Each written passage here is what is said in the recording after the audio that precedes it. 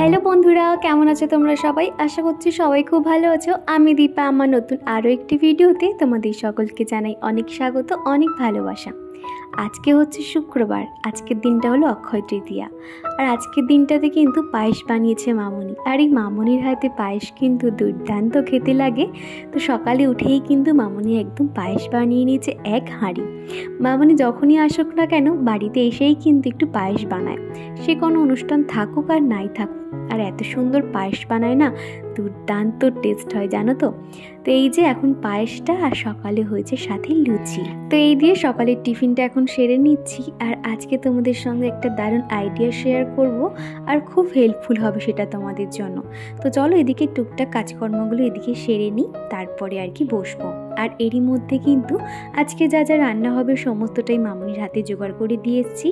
আর এই যে এখন কয়েকটা এরকম খালি বক্স না আমার কাছে ছিল, তো কয়েকদিন ধরে, মানে কয়েকদিন বলবো না, কয়েক মাস বলবো, এইভাবে না দু একটা মতন বক্স আমি জমিয়ে জমিয়ে রেখেছি। আর এই যে এবারে করে নতুন পাখা লাগানো হয়েছিল, এগুলো সেই পাখার বক্স। তো ভাবলাম এগুলো ফেলবো না, কিছু একটা বানাবো। তারপরে মনে হলো এই বক্সগুলো দিয়ে কিছু একটা বানিয়ে নেব, আর সেটাই তোমাদেরকে শেয়ার করব। তো এখন শেয়ার করতে চলেছি জিরো বাজেটে তোমরা কিভাবে ক্লোথ অর্গানাইজ করবে।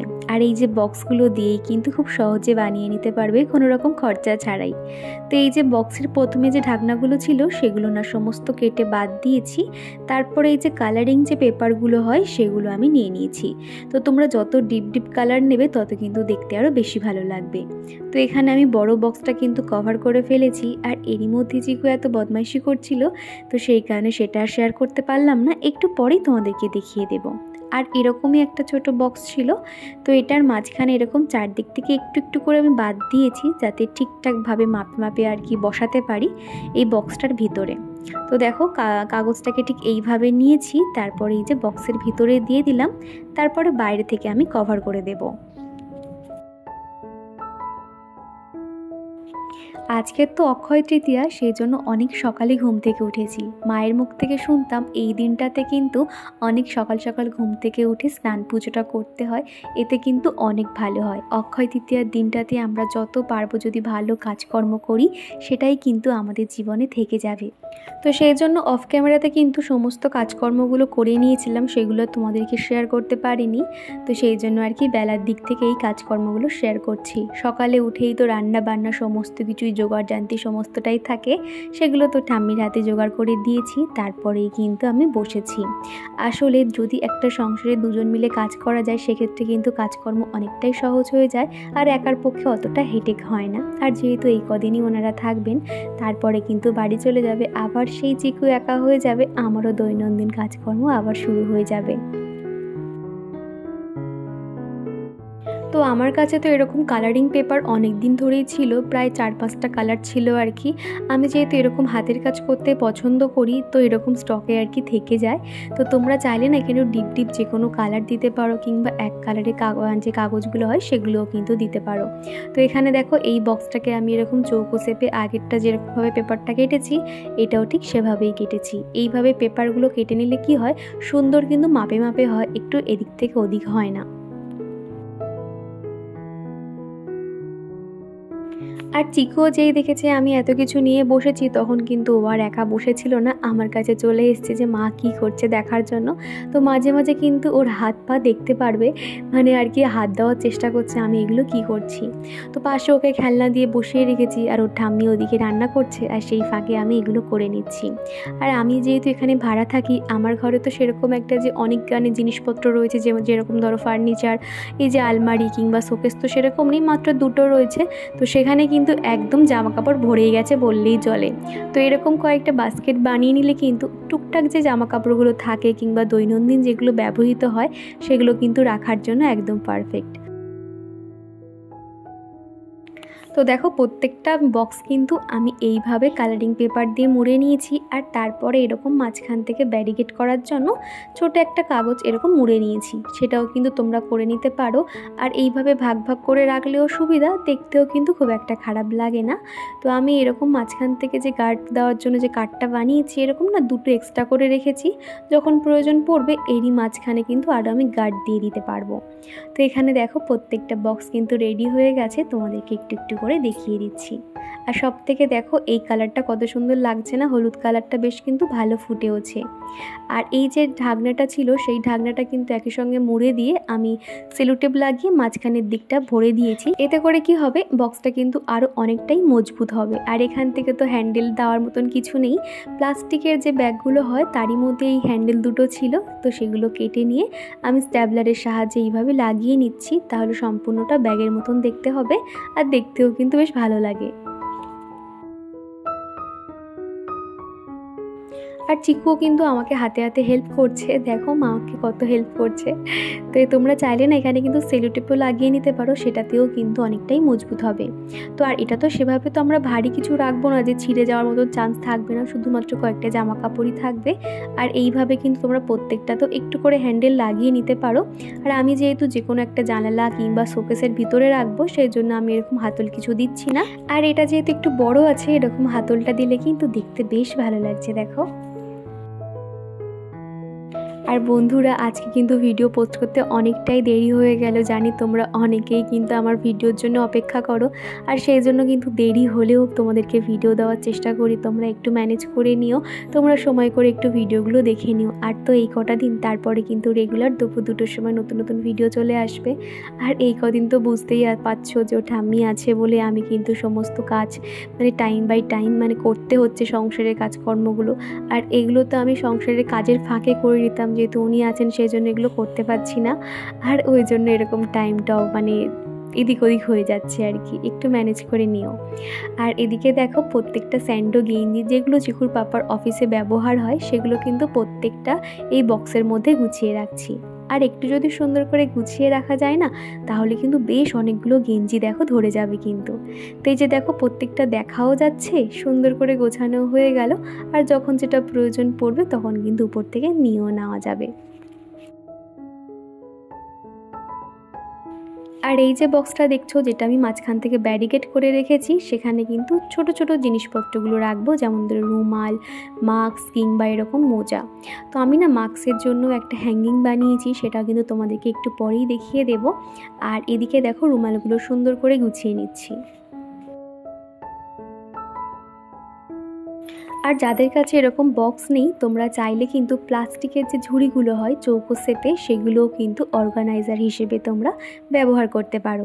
আর এখানে কিন্তু বিভিন্ন ধরনের টি শার্টও গুছিয়ে রাখতে পারো, সেটা তোমরা চোখের সামনে দেখতে পারবে এবং যখন যেটা প্রয়োজন পড়বে নিয়েও নিতে পারবে। তো এখানে টি শার্টগুলো আমি গোল গোল করে রেখে দিচ্ছি। এগুলো কিন্তু এইভাবে ফোল্ড করে রাখলে কোনো রকম ভাঁজ কিংবা কুঁচকে যায় না। আর যে জামাগুলো আয়রন করার প্রয়োজন পড়ে বা যেগুলো আয়রন করা জামা, সেগুলো কিন্তু এভাবে রাখি না, সেগুলো কিন্তু একটার উপর একটা পার্ট বাই পার্ট রেখে দিই। তো দেখো প্রত্যেকটা টি শার্ট কিন্তু এই জায়গাটাতে সুন্দরভাবে আমি গুছিয়ে নিয়েছি। আর এই বাস্কেটগুলোতে কিন্তু আমরা যখনই জামা কাপড় রাখবো, তার আগে কিন্তু জামা কাপড়গুলো একদম ছোট ছোট করে ভাঁজ করে নিতে হবে, তাহলেই কিন্তু সুন্দর দেখতে লাগবে এবং সেগুলো রাখার জন্য কিন্তু আরও অনেকটা স্পেস পেয়ে যাব আমরা।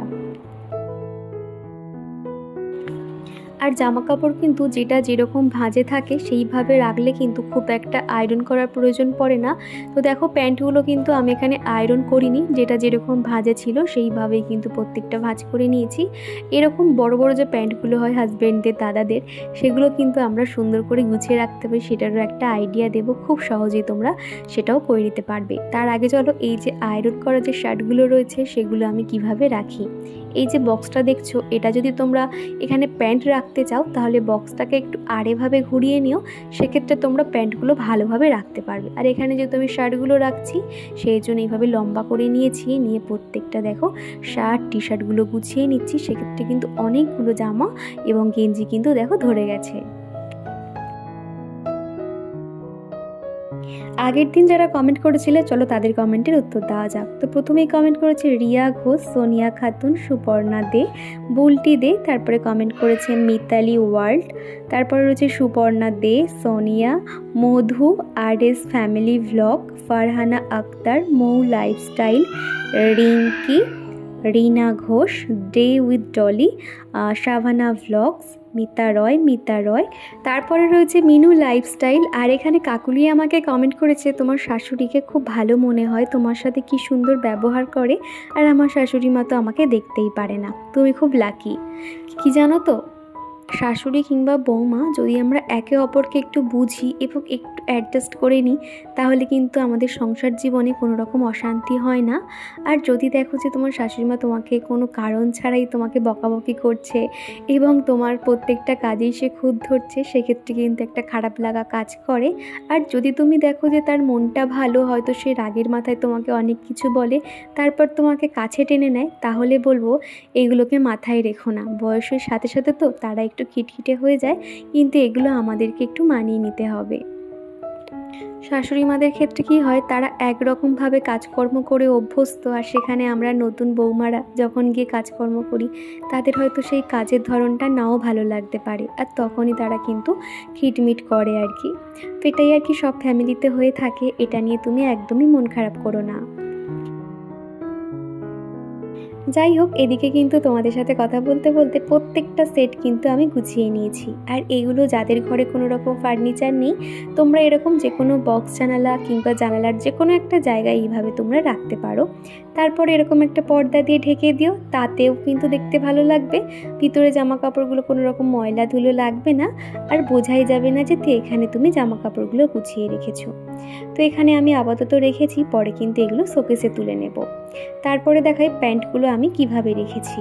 তো এখানে দেখো এরকম একটা প্লাস্টিকের ব্যাগ নিয়ে নিয়েছি, আর সেটা এইভাবে ফোল্ড করে নিচ্ছি। এখানে যেগুলো আর কি বড় বড় যে প্যান্টগুলো রয়েছে, সেগুলো আমি এখানে সুন্দর করে ভাঁজ করে নেব।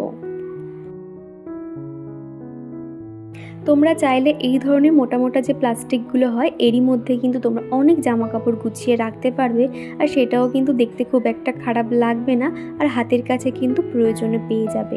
আর এগুলো এমনভাবেই গোছানো থাকে না, সেগুলো কিন্তু তোমরা দেখতে পারবে কোনটার সাথে কোনটা রয়েছে, আর একটাও কিন্তু হারিয়ে ফেলবে না। মাঝে মাঝে এমন হয় আমরা ওড়না কিংবা এরকম লেগিংস বলো বা যেগুলো জামা কাপড় বলো আর কি, সেগুলো কিন্তু এমনভাবে রাখি আমরা খুঁজে পাই না দরকারের সময়, কিন্তু এইভাবে রাখলে প্রত্যেকটা কিন্তু আমরা দরকারের সময় পেয়েও যাব। তো দেখো এখানে প্রত্যেকটা জামা কাপড় সুন্দর করে গুছিয়ে নিয়েছি। তো দেখো কত সুন্দর লাগছে। আর এইভাবে রাখলে কিন্তু চিকুর পাপা অফিস যাওয়ার সময় প্রত্যেকটা জামা কাপড় পেয়েও যাবে, আমাকে আর হাতের সামনে না দিলেও চলবে। আর এই যে একটা হ্যাঙ্গিং বানিয়েছি, এরই মধ্যে কিন্তু সমস্ত রকমের মাস্কগুলো গুছিয়ে রেখেছি। এটাও দেখো অনেকটাই কিন্তু খুঁজে পেতে সুবিধা। এটা যদিও অনেক আগে বানিয়েছিলাম, তো এটাই তোমাদেরকে এখন শেয়ার করে দিলাম। তো এগুলো প্রত্যেকটা গুছিয়ে নিয়েছি। আর এরই মধ্যে দেখলাম ওর ঠাম্মির সমস্ত রান্নাবান্নাই কমপ্লিট হয়ে গেছে। তো এদিকে হয়েছে মাছের ঝাল, আর এদিকে রয়েছে পাঁচমিশালি একটা চচ্চড়ি হয়েছে, আর হয়েছে ডাল। তো সমস্ত কিছুই কিন্তু দুবেলার মতন আলাদা আলাদা করে উনি রেখে দেন, এটাই কিন্তু অনেকটা সুবিধা হয়। তো এবার আমি রান্নাঘরে কয়েকটা বাকি কাজকর্ম বাকি রয়েছে আর কি, ওই যে সিঙ্ক এরিয়া পরিষ্কার করা, গ্যাস ওভেন পরিষ্কার করা, এগুলো আমি করে নেব। তো আমি কিন্তু শুধুমাত্র ওকে রান্নাটাই করতে দিই ওনাকে, বাদ বাকি কিন্তু কোনো কিছুই করতে দিই না। তো তারপরে এই যে সন্ধেবেলা চলে যাচ্ছি একটু সোনার দোকানে। আজকে তো অক্ষয় তৃতীয়া, এটা কিন্তু ধানতেরাসেরই মতনই। শুনেছি অক্ষয় তৃতীয়াকে বলা হয় দ্বিতীয় ধানতেরাস। আর এই দিনে কিন্তু সোনা, রূপো, তামা, পিতল সব কিছুই কেনা শুভ, শুধুমাত্র লোহা ছাড়া। তো এখানে আমি কিনতে যাচ্ছি একটা রূপোর ত্রিশূল আমার ভোলানাথের জন্য। মামুনি এসে বলল কি যে এই যে এত সুন্দর একটা ভোলানাথ, এখানে একটা ত্রিশূল দিসনি কেন, কেমন ফাঁকা ফাঁকা লাগছে। ভোলানাথ কিন্তু ত্রিশূল ছাড়া একটুও থাকে না। তো সেই জন্য আমি চলে এসেছি সোনা দোকানে। তারপরে কিন্তু একটা ছোট্ট দেখে ত্রিশূল কিনেছি, স্ট্যান্ড লাগানো, বাড়িতে গিয়ে তোমাদেরকে দেখাবো।